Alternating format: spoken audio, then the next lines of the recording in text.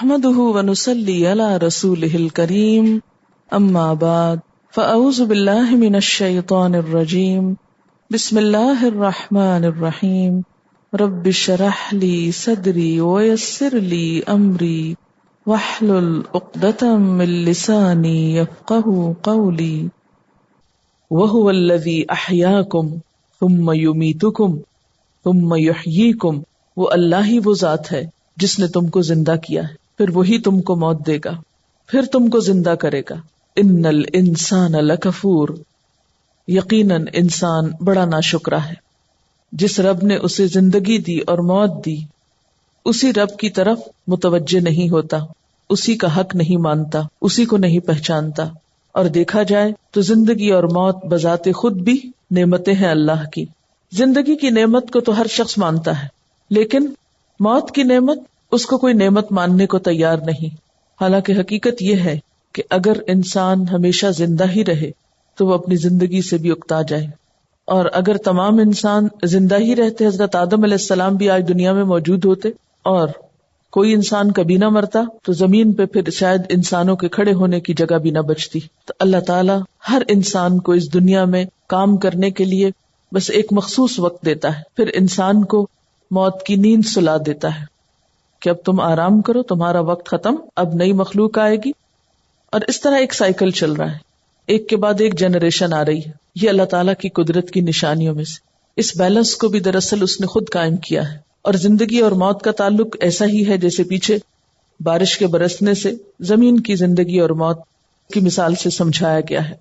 ساری نعمتوں کا ذکر کر کے آخر میں کیا فرمایا؟ ان الانسان لکفور۔ اگرچہ تمام انسان ناشکرے نہیں ہیں، لیکن انسانوں کی اکثریت ایسی ہی ہے، جیسے ایک اور جگہ پر آتا ہے سورۃ یونس میں، ان اللہ لذو فضل علی الناس ولکن اکثرهم لا یشکرون۔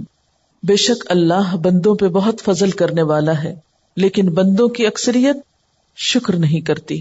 جو کچھ رب نے ہمیں دیا ہے، ہم اتنا تو کیا، وہ تو کسی صورت جواب دینا اس کا ممکن ہی نہیں، لیکن کچھ بھی کرنے کی کوشش نہیں کرتے۔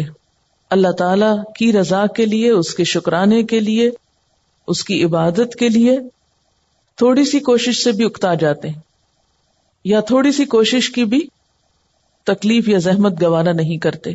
اسی لیے اللہ تعالی کفور کا لفظ استعمال کر رہے ہیں، فعول کے وزن پر، مبالغے کے لیے۔ پھر فرمایا لِكُلِّ أُمَّةٍ جَعَلْنَا مَنْسَكًا، ہر امت کے لیے بنائے ہم نے منسک۔ منسک کا لفظ پیچھے بھی گزر چکا ہے۔ منسک کا لفظ نون سین کاف سے ہے۔ نسک مراد ہے یہاں طریق عبادت، شریعت، یعنی ہر امت کے لیے عبادت کے طریقے یا شریعت ہم نے مقرر کر دی تھی۔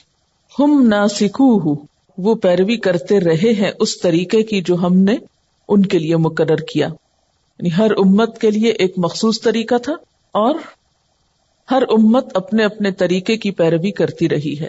اسی طرح محمد الرسول اللہ صلی اللہ علیہ وسلم کو بھی ایک شریعت دی گئی، ایک خاص طریقہ عبادت دیا گیا ہے۔ اب اس کی وجہ سے پچھلی امتیں آپ سے جھگڑا نہ کریں، جیسے ان کے طریقے مختلف تھے تو اس پیغمبر کے طریقے بھی مختلف ہیں۔ فلا ینازعنک فی الامر، پس نہ وہ جھگڑے آپ سے اس معاملے میں، یعنی شریعت کے معاملے میں، طریقہ عبادت کے معاملے میں۔ وادع الی ربک، ان جھگڑوں کی بجائے آپ کیا کیجئے؟ اپنے رب کی طرف دعوت دیجئے، لوگوں کو رب کی طرف بلائیے۔ انک لعلی ھدی مستقیم، بے شک آپ سیدھی ہدایت پر ہیں۔ آپ سب جانتے ہیں کہ ہر رسول اپنی امت کے لیے ایک الگ شریعت لے کر آئے۔ مثلا حضرت موسیٰ علیہ السلام کی شریعت، حضرت عیسیٰ علیہ السلام کی شریعت، اور اسی طرح ان سے پہلے کے کچھ پیغمبروں کے پاس بھی اپنی اپنی شریعت تھی۔ اور اب رسول اللہ صلی اللہ علیہ وسلم کے پاس رہتی دنیا تک کے لیے ایک شریعت بھیجی گئی۔ یاد رکھیے کہ عبادت کے دو رخ ہوتے ہیں۔ یا عبادت کے دو پہلو ہوتے ہیں، ایک ظاہری پہلو اور ایک اس کا باطنی پہلو.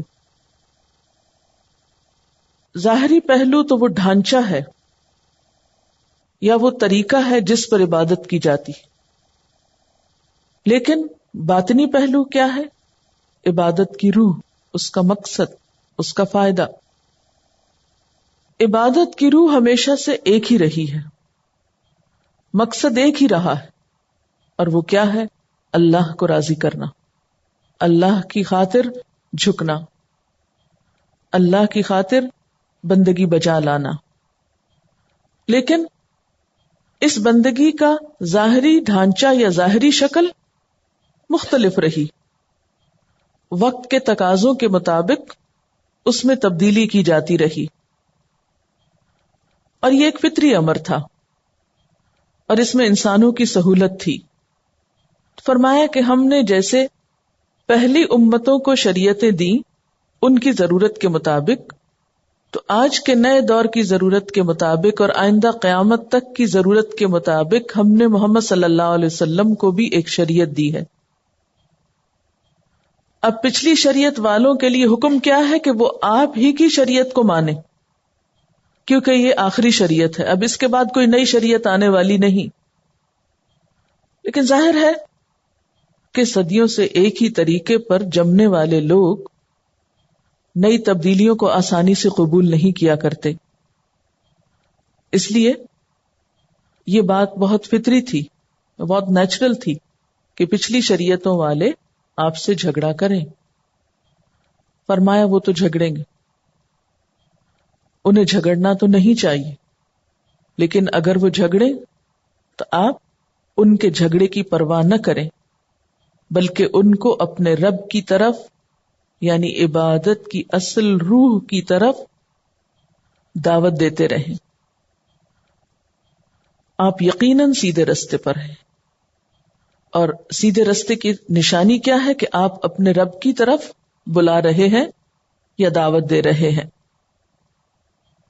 اور یہ کہنا کہ یقیناً آپ سیدھے رستے کی طرف ہیں، اس میں انڈائریکٹلی یہ بات بھی پتہ چلتی ہے کہ اب آپ کی شریعت پر عمل کرنا ہی دراصل صراط مستقیم کا اتباع ہے. اب پچھلی شریعتوں پر عمل نہیں ہوگا، آپ کا طریقہ ہی دراصل درست طریقہ ہے. وَإِن جَادَلُوكَ، اور اگر وہ آپ سے جھگڑا کریں، جدال کریں، بحث مباحثہ کریں، تو آپ ان کو موقع نہ دیں. آپ کیا کریں؟ فَقُلِ اللَّهُ أَعْلَمُ بِمَا تَعْمَلُونَ، آپ کہہ دیجئے کہ اللہ زیادہ جانتا ہے جو کچھ تم عمل کر رہے ہو. یعنی بحث سے بچیں، جھگڑے سے بچیں، ان کے جھگڑوں کے جواب میں جھگڑا نہ کریں، بس اتنا کہہ دیں کہ اللہ کو سب کے عمل کی خبر ہے. اللہ یحکم بینکم یوم القیامت فیما کنتم فیہ تختلفون، اللہ قیامت کے روز تمہارے درمیان ان سب باتوں کا فیصلہ کر دے گا جن میں تم اختلاف کر رہے ہو.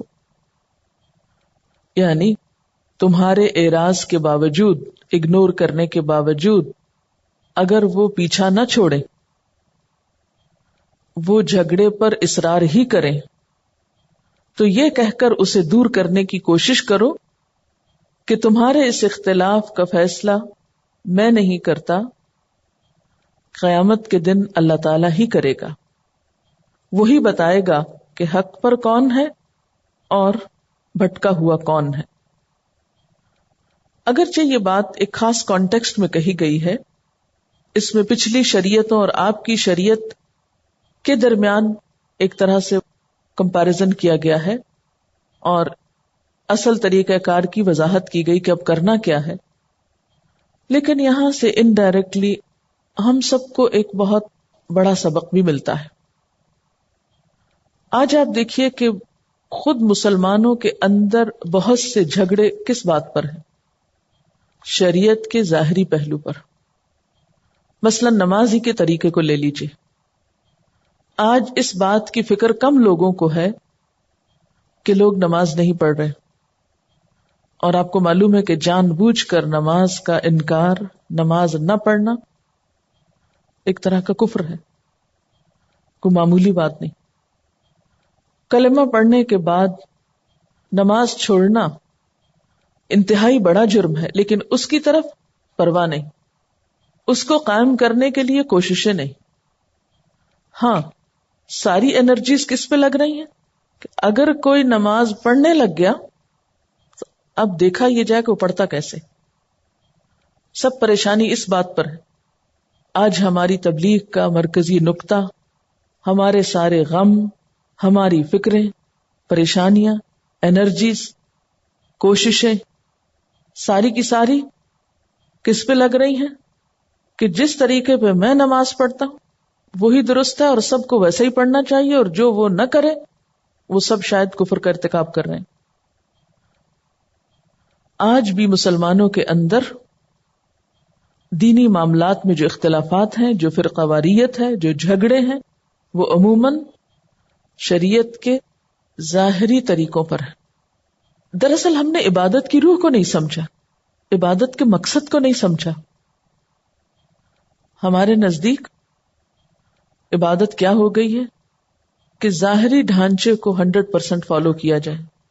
اگر اس میں تھوڑا بہت بھی کوئی ہم سے اختلاف کرے تو اسے برداشت نہ کیا جائے، اس سے تعلق کاٹ لیا جائے، اس کے پاس اٹھنا بیٹھنا ختم کر لیا جائے، اس کے ساتھ شادی بیاہ کے تعلقات ختم کر لیے جائیں. ہاں، دنیاوی کاروبار ہو سکتا ہے، بزنس اکٹھے ہو سکتے ہیں، مالی مفادات کے لیے یا دنیاوی کچھ مفادات کے لیے ضرور جمع ہو سکتے ہیں، لیکن کوئی انسانیت کا رشتہ، کوئی اخلاق کا، وہ باقی نہیں چھوڑتے. کوئی احترام انسانیت کا تعلق وہ باقی نہیں رہتا. اس معاملے میں کیا حکم دیا کہ فَلَا يُنَازِعُنَّكَ فِي الْأَمْرِ، اس معاملے میں آپ سے وہ نزاع نہ کریں، جھگڑا نہ کریں. اگر کوئی جھگڑا کرنے آئے تو آپ کیا کریں؟ اصل روح پر نظر رکھیں. وَادْعُ إِلَىٰ رَبِّكَ، لوگوں کو رب سے جوڑتے رہیں. اور اگر وہ جھگڑا کرے تو جواب میں کیا کریں؟ اللہ کو پتا ہے، اللہ کو سب خبر ہے جو کچھ کوئی عمل کر رہا ہے اور کیوں کر رہا ہے. ان جھگڑوں کا فیصلہ قیامت کے دن ہی ہوگا. جو بات تمہیں درست لگتی ہے تم کرتے جاؤ، اور جو میرے دل کو لگتی ہے مجھے کرنے دو. اگر آج بھی مسلمان اس اصول پر عمل کر لیں تو اختلافات ختم ہو کر رہ جائیں. یہ کس قدر افسوس اور دکھ کی بات ہے کہ ہمارے آپس کے اختلافات کس پر ہیں کہ ہاتھ کہاں رکھا ہے، سینے کے اوپر رکھا ہے یا سینے سے نیچے آ گیا، رکوع میں جاتے ہوئے ہاتھ اٹھاتے ہو یا نہیں اٹھاتے ہو. ان بنیادوں پر مسجدیں الگ کر لی گئی، نام الگ کر لیے گئے، ایک دوسرے سے بغض اور نفرت اور عناد کی وجہ ان چیزوں کو بنا لیا گیا ہے، حالانکہ سب نماز پڑھ رہے ہیں. ان جھگڑوں کا فیصلہ دنیا میں ممکن نہیں،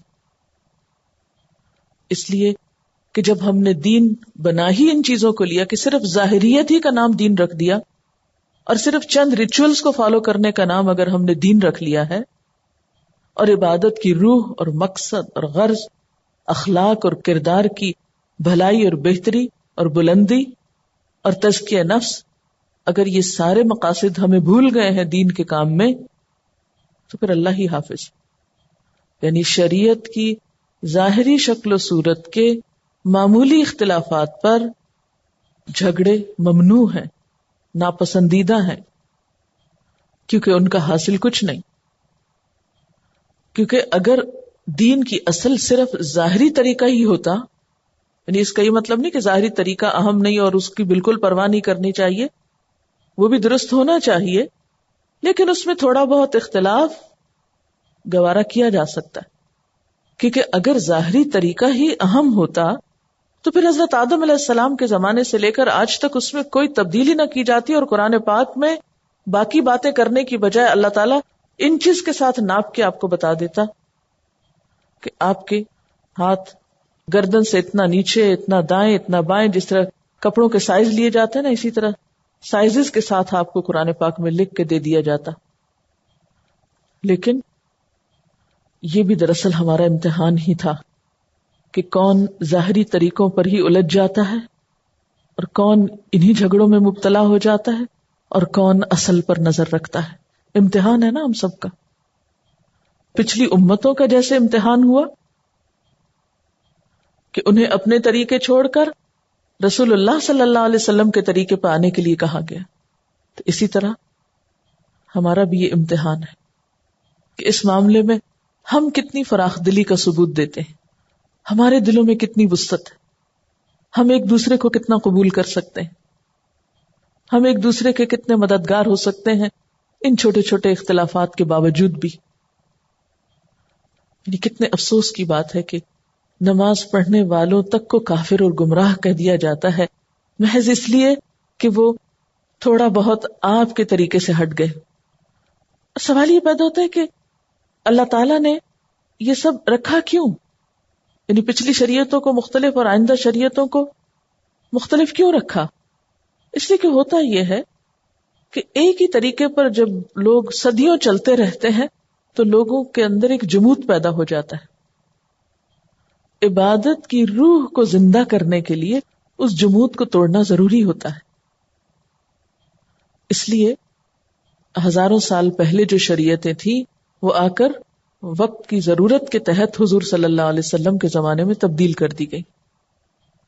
اور اللہ تعالیٰ کو یہ پتا تھا کہ اب آپ کے دور میں آپ کو وہ کچھ دے دیا گیا ہے جو قیامت تک کے لیے کافی ہے، اب اس میں مزید تبدیلی کی ضرورت نہیں. اور اس کے اندر میجر تبدیلی تو نہیں ہوگی لیکن چھوٹی موٹی تبدیلیاں وہ ودن دین رکھ دی گئیں. آپ صلی اللہ علیہ وسلم ہی سے ثابت ہوتے ہیں عبادت، مثلا نماز کے مختلف طریقے. یعنی ہر گروہ جو مسلمانوں کے اندر نماز میں تھوڑی بہت جو تبدیلی کرتا ہے ظاہری طریقے میں، ان سب کے پاس کوئی نہ کوئی دلیل ہوتی ہے. یہ الگ بات ہے کہ ایک کہتا ہے کہ یہ حدیث یا یہ طریقہ جو ہے یہ زیادہ اوتھینٹک ہے دوسرے کی نسبت، اور اگر آپ کنونسڈ اس دلیل سے تو اس کو اختیار کر لیں، اور اگر آپ نہیں ہیں تو دوسرا جو کچھ کر رہا ہے اس کو کھلے دل سے کرنے دیں، دل کی تنگی سے نہیں کرنے دیں. اس پر شکر کریں کہ لوگ اللہ کی طرف تو ہیں، لوگ نماز تو پڑھتے ہیں. پوچھئے اپنے آپ سے کیا واقعی کسی کے نماز چھوڑنے پر بھی ہمیں اتنی تکلیف ہوتی ہے جتنی تکلیف اس پر ہوتی ہے کہ کوئی ہمارے طریقے پہ کیوں نہیں پڑھ رہا؟ اور ہم خوش ہو جاتے ہیں، ہمارے دل کھل اٹھتے ہیں، ہمارے چہرے سرخ ہو جاتے ہیں اور ہمارے چہروں پر ایک بہار آ جاتی ہے اگر ہم کسی کو اپنے مسلک یا اپنے طریقے پر نماز پڑھتا دیکھ لیتے ہیں. ہم کہتے ہیں یہی اصل میں ہمارا دوست ہے، اور باقی مسلمان وہ تو شاید مسلمان ہی نہیں ہے. یعنی اسلامی اجتماعیت اور اتحاد اور اتفاق کس میں نظر آتا ہے؟ ہمیں صرف اس میں نظر آتا ہے جس کا مسلک ہم سے ملتا ہوتا ہے. یعنی اس ساری آیت کو سامنے رکھ کر آپ دیکھیے تو اللہ تعالیٰ کیا فرماتے ہیں؟ کرنے کا کام کیا؟ وَدْعُ إِلَىٰ رَبِّكَ، رب سے جوڑو لوگوں کو، اور جھگڑوں کی باتوں میں نہ پڑو. ان کا فیصلہ اللہ پہ اٹھا رکھو، وہ قیامت کے دن بتا دے گا. الم تعلم، کیا تم جانتے نہیں ہو؟ ان اللہ یعلم ما فی السماء والارض، یقیناً اللہ جانتا ہے جو آسمان میں ہے اور جو زمین میں ہے. یعنی یہ بات بھی پچھلی بات سے ہی متعلق ہے. یعنی اللہ سے کوئی چیز چھپی ہوئی نہیں، یعنی ایک طرح سے دھمکی کا انداز ہے. یعنی کوئی یہ نہ سمجھے کہ یہ باتیں محض ہوائی باتیں ہیں. ہر شخص کو پتا ہونا چاہیے کہ اللہ تعالیٰ نے ہر شخص کا سارا ریکارڈ، ساری حرکات، ساری گفتگو، ساری کوششیں، نیتیں، ارادے، جذبات، احساسات، محبتیں، نفرتیں، ساری کی ساری لکھ رکھی ہیں. ان ذالک فی کتاب، یقیناً یہ سب کچھ کتاب کے اندر ہے. اور کتاب سے مراد یہاں کون سی کتاب ہے؟ نامہ اعمال. ان ذالک علی اللہ یسیر، بے شک یہ بات اللہ پہ بہت آسان ہے. اللہ کے لیے کچھ مشکل نہیں کہ لوگوں کے سارے کرتوت مکمل ایکوریسی کے ساتھ ریکارڈ کر لیے جائیں، پھر اس کی بنیاد پر قیامت کے دن فیصلہ ہوگا. محبت اور نفرت کا معیار ہمیں کیا دیا گیا ہے؟ ایمان کی تکمیل بتایا گیا ہے، من احب للہ و ابغض للہ، جو اللہ کے لیے محبت کرے اور اللہ کے لیے بغض رکھے. اور ہماری محبتوں کی بنیاد اور بغض کی بنیاد کیا بن گئی؟ مسلک، فرقے، گروہ. یوں لگتا ہے بعض اوقات تو کہ امت اپنے اصل مقصد کو بھول کر بالکل کسی اور ہی جال کا شکار ہو گئی، کسی اور ہی جال میں ٹریپ ہو گئی اور اس سے باہر نہیں آ پا رہی. جیسے ایک پرندہ ہوتا ہے نا، تو وہ جال میں جب پھنس جاتا ہے، یا مچھلی پکڑتے ہوئے کسی کو دیکھا ہے جال میں، جب جال میں مچھلیاں آتی تو کیا ہوتی؟ تڑپ رہی ہوتی ہے نا، ان کو کوئی راستہ نہیں ملتا اب نکلیں کدھر سے. تو ہم بھی آج فرقہ واریت کے، گروہ بندیوں کے، اختلافات کے، ایک دوسرے سے نفرتوں کے ایک ایسے جال میں پھنس گئے ہیں کہ جس میں ہم سب تڑپ تو رہے ہیں لیکن پتہ نہیں کہ نکلنا کدھر سے. نکلنے کا ایک ہی راستہ، بس اللہ سے تعلق مضبوط کریں، اس کے آگے اپنے آپ کو جواب دہ سمجھیں، اپنی زبان کی حفاظت کریں، اپنے اعمال نامے کی فکر کریں. وَيَعْبُدُونَ مِن دُونِ اللَّهِ مَا لَمْ يُنَزِّلْ بِهِ سُلْطَانًا. دوسری طرف لوگوں کا کیا حال ہے کہ وہ اللہ کے سوا ان کی عبادت کر رہے ہیں، ان چیزوں کی کہ جن کے لیے اللہ نے کوئی دلیل نہیں اتاری، نہ کوئی عقلی دلیل اور نہ ہی کوئی نقلی دلیل. یعنی نہ تو کسی بحث تمہیس اور ریسرچ سے یہ بات ثابت ہوئی کہ اللہ کے سوا کوئی اور بھی معبود ہے، اور نہ ہی کسی کتاب میں لکھا ہوا ہے. یعنی اللہ کی نازل کردہ کسی کتاب میں کہیں پر یہ ذکر نہیں آتا کہ اللہ تعالیٰ نے فلاں اور فلاں ہستی کو اپنے اختیارات میں شریک کر رکھا ہے. وما لیس لہم بہ علم، اور ان کے پاس اس کا کوئی علم بھی نہیں ہے. وما للظالمین من نصیر، اور ظالموں کا کوئی مددگار بھی نہیں ہے. جو لوگ اللہ کے سوا دوسری ہستیوں کی عبادت کرتے ہیں یعنی شرک کرتے ہیں، ان کے پاس نہ تو سلطان ہے، نہ علم ہے، نہ ان کا کوئی نصیر ہے. وہ ان تین چیزوں سے خالی، اور ان تین چیزوں کے بغیر وہ پھر سراسر خسارے میں ہی ہیں. اور حال ان کا یہ ہے، وَإِذَا تُتْلَى عَلَيْهِمْ آيَاتُنَا، جب ان پر ہماری آیات پڑھی جاتی ہیں، بَيِّنَاتٍ روشن، واضح، جس میں کھلا کھلا توحید کا سبق ہے. تَعْرِفُ فِي وُجُوهِ الَّذِينَ كَفَرُوا الْمُنْكَرَ، تم پہچان سکتے ہو ان لوگوں کے چہروں میں جنہوں نے کفر کیا. کیا؟ المنکر، ناخوشی، ناگواری. یعنی جب ان کو شرک سے منع کیا جاتا ہے، ان کو اللہ تعالی کی وحدانیت کی صاف صاف آیات سنائی جاتی ہیں، تو تم دیکھ سکتے ہو کہ ایسی باتیں ان کے لیے سخت ناقابل برداشت ہوتی ہیں. کیوں؟ اس لیے کہ انہوں نے اپنی عقیدتیں دوسروں سے وابستہ کر رکھی ہوتی ہیں. وہ اپنے معبودوں کے خلاف کوئی بات نہیں سن سکتے. وہ جن ہستیوں کی عبادت کرتے ہیں، جب ان کا انکار کیا جاتا ہے تو یہ انکار ان کے لیے سخت ناگواری کا سبب بنتا ہے. اور پھر جب دلیل کے میدان میں اپنے آپ کو بے بس پاتے ہیں تو پھر کیا کرتے ہیں؟ یکادون یسطون بالذین یتلون علیہم آیاتنا، ایسا لگتا ہے کہ ابھی وہ ان لوگوں پہ ٹوٹ پڑیں گے جو انہیں ہماری آیات سناتے ہیں. یعنی سچ بتانے والوں کی پھر خیر نہیں، ان پر وہ حملہ آور ہونا چاہتے ہیں. یہ ایک حقیقت ہے نا، فزیکل وائلنس پہ وہ شخص اترتا ہے جو دلیل کے میدان میں خود کو کمزور پاتا ہے، جسے دلیل کے میدان میں لاجواب کر دیا جائے. اگر آپ بچوں کی لڑائی دیکھیں تو کبھی مشاہدہ کریں کہ پہلے ایک دوسرے کو چھیڑیں گے، پھر زبان سے بات شروع ہوگی، پھر جب زبان سے لاجواب ہونے لگیں گے تو ہاتھا پائی شروع کر دیں گے. تو یہ جو یستونا ہے، حملہ آور ہونا، ایک دوسرے پہ عملی طور پر حملہ آور ہونا، مار پٹائی، دہشت گردی، یہ کون کرتا ہے؟ یہ کس کا طریقہ ہوتا ہے؟ جس کے پاس کوئی دلیل نہیں ہوتی، جو زبان سے دفاع نہیں کر سکتا. یعنی پہلے نمبر پر تو ان کے چہرے بگڑتے ہیں، پھر زبانی بد کلامی پہ اترتے ہیں، پھر اس کے بعد ہاتھوں سے دست درازی شروع کر دیتے ہیں. تو ایسے شخص کے بے وقوف ہونے میں پھر کیا کسر ہے کہ جو دلائل کا جواب ہاتھوں سے دے، جو آیات کا جواب مار پٹائی سے دے. وَإِذَا تُتْلَى عَلَيْهِمْ آيَاتُنَا بَيِّنَاتٍ تَعْرِفُ فِي وُجُوهِ الَّذِينَ كَفَرُوا الْمُنكَرَ يَكَادُونَ يَسْطُونَ بِالَّذِينَ يَتْلُونَ عَلَيْهِمْ آيَاتِنَا.